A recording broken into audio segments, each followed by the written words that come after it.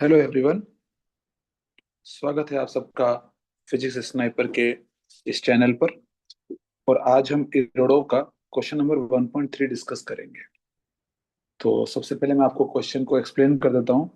आज मैंने इस क्वेश्चन का सॉल्यूशन पहले से लिख दिया है सो दैट कि मैं उसको आपको कम टाइम में ज़्यादा से ज़्यादा कंटेंट को मैं डिलीवर कर पाऊँ। Sorry. So problem number 1.3। Question क्या है, देखिए। A car starts moving rectilinearly first with acceleration w equals to 5 metre per second square with initial velocity equal to 0, then uniformly and then finally decelerating at the same rate w। मतलब जिस rate से accelerate हुआ था उसी rate से वापस decelerate करके comes to stop. The total time of motion is 25 seconds. तो पूरा जो मोशन हो रहा है वो 25 सेकंड तक है। And average velocity for this time is equal to 72 kilometre per hour. Okay. तो इस पूरे ड्यूरेशन में जो उसका एवरेज वेलोसिटी निकल के आया है वो 72 है। तो क्वेश्चन ये है कि how long does the car move with uniformly, मतलब वो यूनिफॉर्मली कब मूव किया। यूनिफॉर्म मोशन आई हो आप सब जानते होंगे।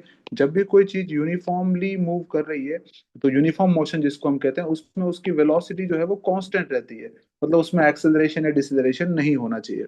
इसको हम दो मेथड से कर सकते हैं इनिशियली, जिसमें मैं आपको दोनों मेथड वन बाय वन समझा रहा हूँ। पहला मैं इक्वेशंस जो होते हैं, इक्वेशन ऑफ मोशन, उनको यूज करके आप इस क्वेश्चन को आराम से सॉल्व कर सकते हो। सारे इक्वेशंस आप यूज करिए और उनके थ्रू आप इस प्रॉब्लम को सॉल्व कर सकते हैं, क्योंकि ये एक यूनिफॉर्मली एक्सेलरेटेड मोशन का एग्जाम्पल है। ध्यान से देखिए। कार सबसे पहले मान लीजिए ए पे थी और इसकी इनिशियल वेलोसिटी 0 थी। और फिर फाइनली कार यहाँ जाके रुक गई है और फाइनली उसकी वेलोसिटी फिर से 0 हो गई है। इस पूरे ड्यूरेशन में 25 सेकंड लगे। इस पूरे में जो टाइम हमको लगा है वो 25 सेकंड है। अब ए से बी तक का जो डिस्टेंस है, मैं यह मान लेता हूँ कि ये वाला वो पार्ट है जिसमें वो यूनिफॉर्मली एक्सेलरेट हुआ था। और सी से डी वो वाला पार्ट है जिसमें वो यूनिफॉर्मली रिटार्ड हुआ। और दोनों ही जो एक्सेलरेशन और रिटार्डेशन के वैल्यूज हैं वो 5 5 हैं। अब देखिए, और अब आपने ये सब ये देखा होगा कि जब भी दोनों जगह एक्सेलरेशन सेम है और वेलोसिटीज भी देखिए आप, क्योंकि बी से सी वाले पार्ट में वेलोसिटी सेम रहेगा। तो इस आर्गुमेंट से हम ये क्लियर कर सकते हैं कि ए से बी तक का जो डिस्टेंस होगा या डिस्प्लेसमेंट होगा बेसिकली, वो सी से डी के डिस्प्लेसमेंट के बराबर होगा। ठीक है। ये आप प्रूव कर सकते हैं, ये आपका एक्सरसाइज है, ये आप प्रूव कर सकते हैं कि अगर यहाँ पे एक्सेलरेशन यूनिफॉर्म है और यहाँ पर भी वही एक्सेलरेशन है, इनिशियल वेलोसिटी फाइनल वेलोसिटी, और यहाँ पे ये वाली इनिशियल वेलोसिटी और ये फाइनल वेलोसिटी, दोनों के डिस्प्लेसमेंट सेम होंगे, दोनों के टाइम सेम होंगे। मतलब ये दोनों ऑलमोस्ट सेम ही पिक्चर है। बी से सी जो है इसमें वो यूनिफॉर्मली मूव कर रहा है, तो हमें बेसिकली ये 25 - 2t ही बताना है। यही हमारा क्वेश्चन है। ठीक है। यही हमारा मेन क्वेश्चन है। अब आप ध्यान से देखिए, मैंने क्या कहा कि ए से बी तक का टाइम और सी से डी तक का टाइम जो है वो मान लेते हैं टी होगा।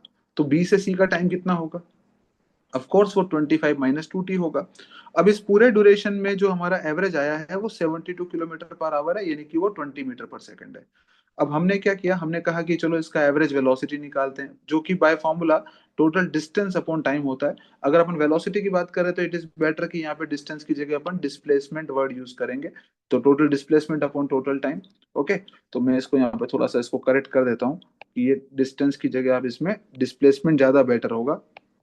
हालांकि यहाँ पे बिना टर्न हुए मोशन हो रहा है 1D में तो मैटर नहीं करता है, लेकिन फिर भी आप प्रॉपर्ली लिखें। तो 20 इज इक्वल टू, सपोज कि टोटल डिस्प्लेसमेंट s हो रहा है तो s अपॉन 25। तो यहाँ से टोटल डिस्प्लेसमेंट की वैल्यू हमारे को 500 मिल गई। अब आप ध्यान से देखिए, अगर मैं ए बी का डिस्कशन करूं, ए बी वाले पार्ट का, ए बी वाले पार्ट को अगर मैं डिस्कस करूं, तो in this A B part जो v वो गेन करेगा है ना बी पॉइंट पे, वो कितनी हो जाएगी? v equal to U plus A T. तो u तो जीरो था उसका, ए 5 था, तो 5t वेलोसिटी गेन कर लिया। ये कहाँ पे वेलोसिटी आप समझ रहे हैं? ये एट बी है। बी पॉइंट पे उसकी वेलोसिटी 5t हो चुकी है। और इसमें उसने जो डिस्प्लेसमेंट कवर किया है वो हम इस इक्वेशन से फिगर आउट कर सकते हैं। x equal to U T plus half A T square. Again आपका u जीरो है, दैट्स वाई ये हो जाएगा half A T square. A की वैल्यू 5 है। Same thing will happen for part C D. So directly मैं बोल रहा हूँ कि वहां का जो डिस्प्लेसमेंट होगा वो भी 5/2 t स्क्वायर ही होगा। और ये आप है ना ये वाली इक्वेशन से भी फाइंड कर सकते हैं। और बी केयरफुल कि ये दोनों इक्वेशंस डिफरेंट है ना। ये equation s equal to V T minus half A T square है, ये भी आई होप आप सबने पढ़ी होगी। ठीक है, आप जरूर रिवाइज करें। अब अब देखिए, हमको जो टोटल डिस्टेंस गिवन था, मतलब ये distance A B plus B C plus C D, ये सब मिला करके जो है वो 500 मीटर आया था अपना, अभी मैंने कैलकुलेट किया। तो ये x है, ये भी x है, और ये वाला मुझे पता नहीं कितना है b टू c। तो मैंने यहाँ पे क्या लिखा कि 2x plus distance of b to c is 500। अब d distance of the B C कितना होगा, ये कैसे लिखेंगे आप? ठीक है, तो ध्यान से देखिए कि 2x का वैल्यू तो मैंने ये x पुट कर दिया यहाँ पे, तो उससे 2x का वैल्यू 5t² हो गया। डिस्टेंस ऑफ bc क्या है? अब ध्यान से नोटिस कीजिए कि bc मोशन कैसा है, यूनिफॉर्म मोशन है। यूनिफॉर्म मोशन है, इसका मतलब वो स्पीड इनटू टाइम होगा। इसमें जो डिस्प्लेसमेंट कवर करेगा वो डायरेक्टली स्पीड इनटू टाइम होगा। तो यहाँ पे हम उसको क्या करेंगे, स्पीड इनटू टाइम ले लिया, और फिर ये 500 आया था। देन मैंने इसका एक इसको थोड़ा सा सॉल्व किया और इस तरह का एक इक्वेशन आया है, फिर इसका ये क्वाड्रेटिक फॉर्म आया है, और इसके जब मैंने रूट्स फाइंड किए तो मेरे को 2 रूट्स रिसीव हुए। ये आप यहाँ से चेक कर सकते हैं कैलकुलेशन। तो इसके जो 2 रूट्स आए हैं 5 सेकेंड एंड 20 सेकेंड्स। अब इसमें 20 सेकेंड जो रूट है ना वो पॉसिबल नहीं है। क्यों पॉसिबल नहीं है? क्योंकि देखो टोटल टाइम ऑफ जर्नी जो था वो 25 सेकंड था। अगर मैं बोलता हूँ कि ये भी 20 सेकंड है, फिर तो ये भी 20 सेकंड है, फिर ये कुछ और है, तो जाहिर सी बात है कि टाइम जो है वो 40 से भी ज्यादा हो जाएगा। तो ये पॉसिबल नहीं है। तो एक्सेप्टेड रूट इसका सिर्फ t इक्वल टू 5 सेकेंड्स है। तो अब हमारा जो क्वेश्चन था वो था कि बी से सी में आप मेरे को टाइम बताइए, तो बी से सी में कितना टाइम लगा होगा। टी हमने देखा है कि 5 सेकंड आ गया है, तो जब ये 5 सेकंड आ गया तो यहाँ 5 पुट कर लेंगे, तो हमारे को जो यूनिफॉर्म मोशन का टाइम आएगा वो 25 माइनस 10 यानी कि 15 सेकंड आएगा। ये था आपका मेथड नंबर 1। इस प्रॉब्लम को हम एक और तरीके से सॉल्व कर सकते हैं, वो है उसका वीटी ग्राफ ड्रॉ करके। देखिए, सेम सिचुएशन को मैंने फिर से बनाया है, और वही हमारा ए बी सी डी करके मैंने इसको 3 पार्ट में मोशन को ब्रेक कर दिया है। ए से बी तक हमारा यूनिफॉर्मली एक्सेलरेटेड मोशन है, बी से सी तक वाला मोशन यूनिफॉर्म मोशन है, और सी से डी वाला जो है वो यूनिफॉर्मली रिटार्डेड मोशन है। और अब मैंने इसका एक वीटी ग्राफ ड्रॉ किया। ये वीटी ग्राफ एकदम सिमेट्रिकल टाइप का होगा, क्योंकि ये अल्फा और बीटा जो है उनके जो टेन थीटा आएंगे वो 5 है। ये कैसे आया? आई होप आप सबको पता होगा कि वीटी ग्राफ का जो स्लोप होता है, वीटी ग्राफ का जो स्लोप होता है वो क्या होता है? वो वीटी ग्राफ की जब हम स्लोप फाइंड करते हैं तो वो स्लोप क्या आती है? वो अपनी एक्सेलरेशन आती है। तो वही हमारा टेन अल्फा और टेन बीटा 5 है। अब आप कोई बच्चे सोच सकते हैं सर ये 5 कैसे आया यहाँ पे, टेन बीटा आपने 5 क्यों लिखा है? देखिए इसमें एक्चुअली क्या है, ये रिटार्डेड है, ये वाला पार्ट जो है इसमें वीटी ग्राफ का स्लोप हमको नेगेटिव दिख रहा है और वेलोसिटी पॉजिटिव है यहाँ पे, है ना। तो ये इसका स्लोप नेगेटिव दिख रहा है, तो ये टेन गामा एक्चुअली में -5 है, but beta plus gamma are pi, correct. तो beta is equal to pi minus gamma, so that's why the tan beta equal to minus of tan gamma. एक simple trigonometry है, ठीक है, और tan beta यहाँ से अपने को 5 आ जाता है।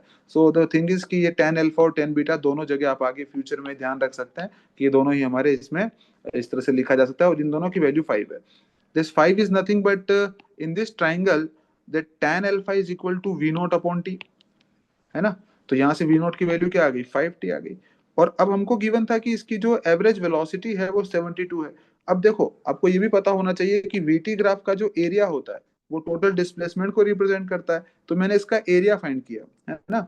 तो वो मैं अगले स्टेप में करूंगा। पहले मैंने यहाँ पे लिखा है कि जो इसका एरिया होना चाहिए वो 500 यूनिट्स आता है, ठीक है। क्योंकि यहाँ से जो एरिया आएगा इस मैथमेटिकली वी का वैल्यू 72 है, 72 को मैंने कन्वर्ट कर दिया 72 इंटू 5/18 और टाइम से मल्टीप्लाई कर दिया। तो इस एरिया की वैल्यू 500 यूनिट्स होनी चाहिए। अब ज्योमेट्री से इसका मैं अगर एरिया फाइंड करता हूँ तो ये एक तरह से ट्रेपेजियम है। ट्रेपेजियम का एरिया क्या हो जाएगा? Half sum of parallel sides into distance between them, यानी कि half into AD plus BC. ध्यान से देखिए एडी कितना है, एडी 25 था टोटल टाइम 25 सेकेंड्स, और बीसी कितना टाइम है? 25 माइनस 2t। तो मैंने कहा कि half sum of the parallel sides into distance between them. AD का वैल्यू 25, बीसी का वैल्यू 25 माइनस 2t, और वी नोट का वैल्यू 5t। अगर हम इनको यहाँ पुट करके सॉल्व करते हैं तो इसके बाद में स्टेप ऑलमोस्ट सेम ही है। इसके बाद में उसी टाइप का आपको क्वाड्रेटिक फिर से मिल जाएगा, और फिर से आपको वही दोनों रूट मिल जाएंगे, और हमारा क्वेश्चन का आंसर अगेन 15 सेकंड बिल्कुल उसी पैटर्न में आएगा। तो इसके आगे का मेथड जो है वो ऑलमोस्ट सेम है, बस आप ये जो इनिशियल कैलकुलेशन है वो इक्वेशंस यूज करने की बजाय ग्राफ में भी ये प्रॉब्लम को सॉल्व कर सकते हैं।